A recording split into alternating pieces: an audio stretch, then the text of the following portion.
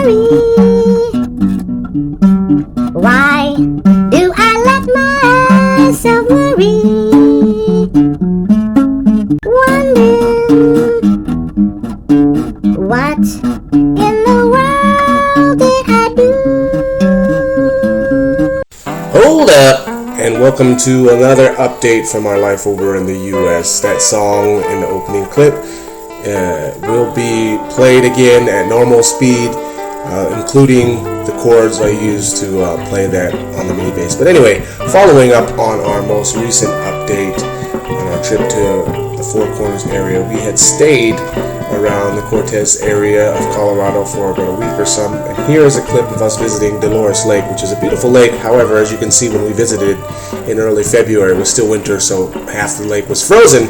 We were planning to have a picnic that day, but because it was so cool and the wind was very heavy that day, not to mention us finding these tracks of mountain lions or bears, obviously carnivore, and pretty fresh tracks at that, we decided not to stick around too long. And we weren't in the area for that long, but after about a week or so in the Cortez area, we ultimately head back to New Mexico, where we were heading to the Front Range of Colorado, but we had some errands to sort out in New Mexico. And here we are on the beautiful drive of Highway 160, heading east here around February or so towards Durango, in between Mancos, Cortez, and Durango, and we'll ultimately link up with Highway 550. But here is just our little cruise in downtown area of Durango. As you can see, there's still ice and snowpack, and this is about February, March and stuff, so it's pretty common scenery here. As you can see, we're following local transport, the trolley, their little bus in Durango. And little did we know at the time that we would ultimately be relocating to this area. At the time, we were just simply stopping by, having a look around. We were actually considering Farmington, Cortez area, just for its access to the great Colorado Plateau of the southwestern region of the United States, which I'll talk about more in the near future. But for now, just sharing a clip of us on Main Street in Durango, wintry day. Really nice and pleasant, charming little town Durango is, as we found out. There's the one main thoroughfare as far as commercial activity, but of course there's another newer part of town that has a lot more of your box stores. But here is just Main Street area, so a lot of traditional shops. And here is a clip of a residential neighborhood on the southeast side of Durango. As you can see, a lot of brick and mortar buildings and a pleasant town overall. But again, we'll be sharing a lot more content of this city and this area of Colorado and the southwestern region of the United States in the near future. For now, just wanted to share some of our initial impressions driving through here. And here we are leaving Durango on Highway 550, heading south to New Mexico. As you can see, a little pass here. And basically 550 from Durango follows the Animas River Valley or River Basin watershed. Basically, it's all the glacial melt from the Rocky Mountains, the Continental Divide here, and it's all flowing south. And the river, the Animas River, which is just to the west of this clip here, down there on yonder, flows ultimately and merges with the San Juan River at and around Aztec and Farmington, New Mexico, which ultimately flows and merges with the Colorado River and ultimately to the Grand Canyon, etc. But here we are, crossing the border into New Mexico, and the first city that you come to in New Mexico, about 15 minutes from the border, is Aztec, as we covered in a recent update when we visited the Aztec National Monument ruins, which is not too far from the downtown area here. But we're just heading south to Albuquerque via Bloomfield and Highway 550. As you can see, Highway 550 is much like an interstate. It's not quite an interstate. It's not officially an interstate, but speed limit is 70, and as you can see, it's just a flat straightaway all the way to Albuquerque. So from Durango to Albuquerque, it's about 3 hours or so. I don't have any updates in this update from Albuquerque, but we did head, after we were done in Albuquerque, we head north to Colorado via Interstate 25, and here we are approaching Raton, which is near the Colorado-New Mexico border on the New Mexico side. So south of Raton, it's mostly flat, arid desert, but as soon as you get to Raton near the Colorado border, you get a lot of more of this beautiful topography and a change of scenery here as we approach the Colorado border. And if you can avoid it, I wouldn't do it during the winter, this drive, or during nighttime, because it's I've been stuck in a snowstorm here and it's not fun. It's pretty nerve-wracking. But anyway, during any other time, good weather, it's a beautiful drive, especially in contrast to what you're coming from in New Mexico.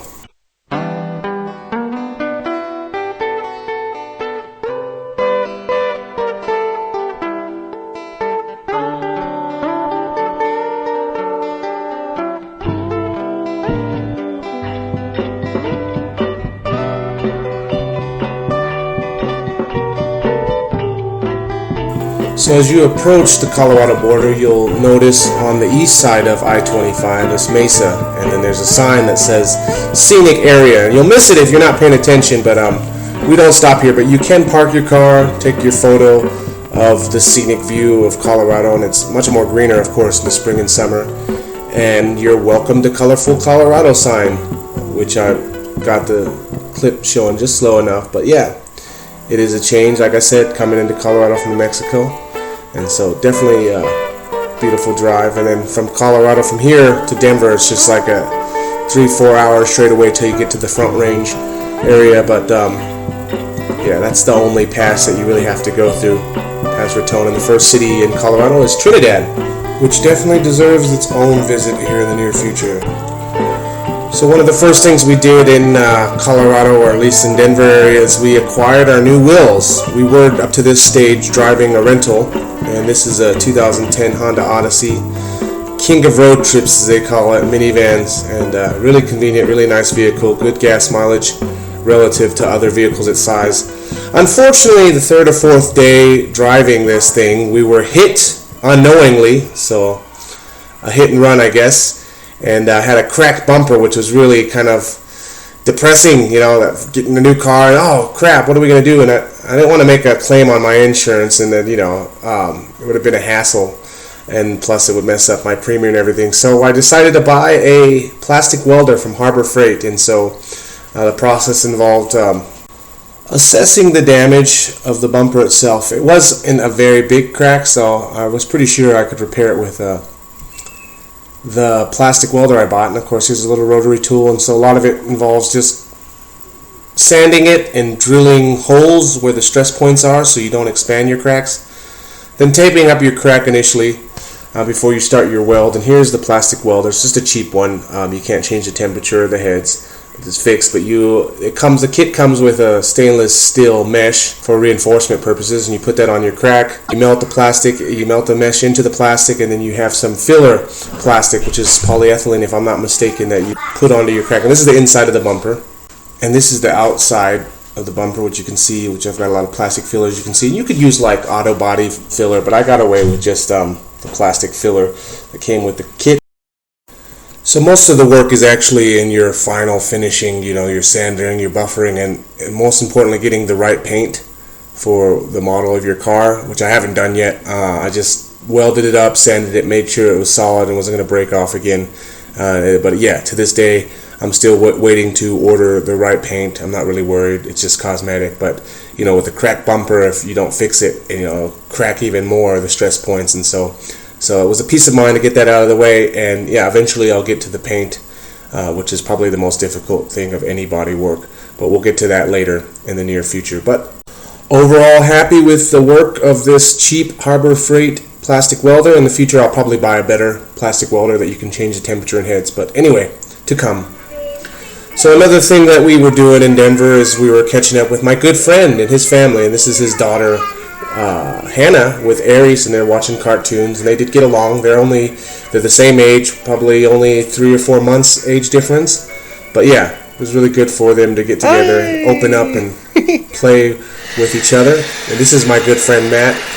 He runs an HVAC company, one of the best, if not the best, small companies in Denver, and it's called Denver Mechanical Contracting. And here he's brazing a pipe as part of a water treatment and filtration system that he set up with his worker Troy here.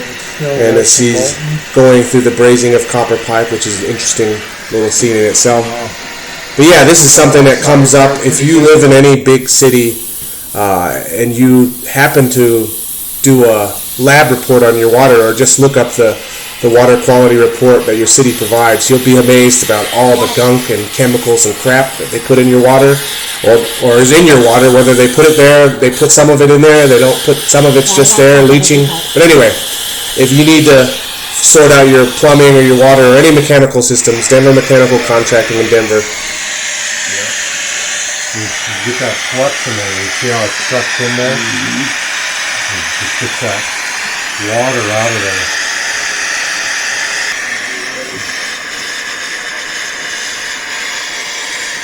See now how it sinks down in there now? After I put that flux on there?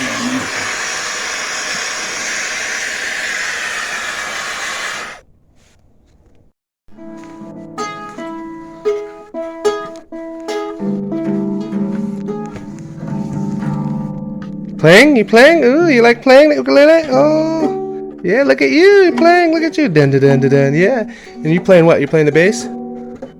No, playing the bass. Ooh, hey. Aries and Hannah's band, huh? Oh, that's the guitar, yeah. Ukulele? Yeah. Say it. What is it? This is yellow guitar. Oh, it's a ukulele. Green or yellow. Uh-huh. What is this one? Is this a bass? This is not. Play the drum. Mm-hmm. This one. That one's a guitar. This yellow. Yeah, that one is the bass. You're right. Yeah, that's a bass. How many strings? One, three. How many more? 3, 4, 5, 6. Yeah, 6 is right. Oh, and you got an ukulele there, huh? Oh, wow. Look at that. We have a bass, classic guitar, and an ukulele. And now, what you've all been waiting for. Crazy. I'm crazy for feeling so lonely. I'm crazy. Crazy for feeling so blue.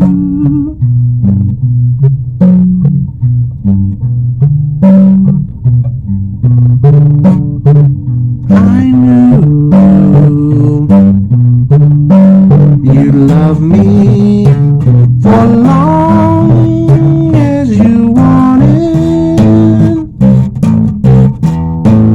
and then someday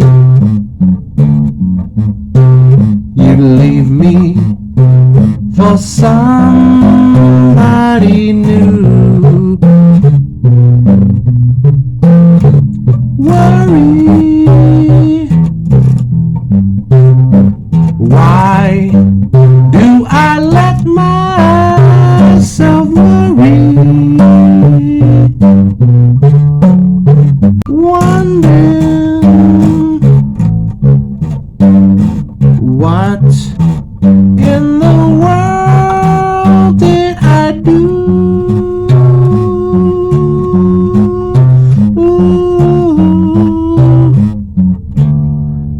I'm crazy for thinking that my love could hold you. I'm crazy for crying, crazy for trying, and I'm crazy for loving you.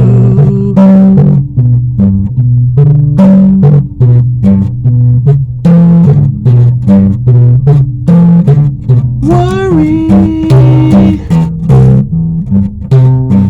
why do I let myself worry? Wondering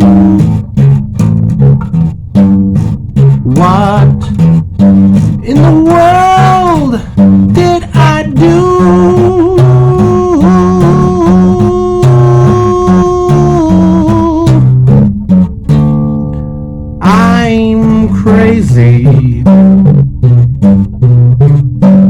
for thinking that my love could hold you.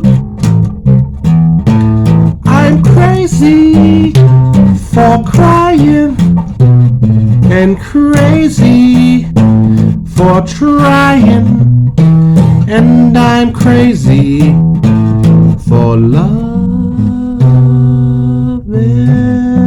you.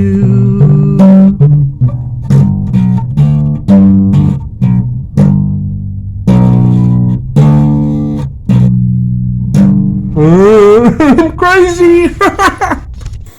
And with that, folks, we've come to the end of this update. And in this closing clip here, just showing you some scenes of our drive again on Highway 160, but this time heading west, heading back to the Four Corners region of the United States. And so we'll be updating you more from this region here in the near future.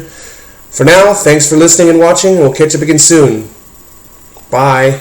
I couldn't grasp what you gave to me. Only time would show my destiny. Come shining through your memory. How could you have known it would set me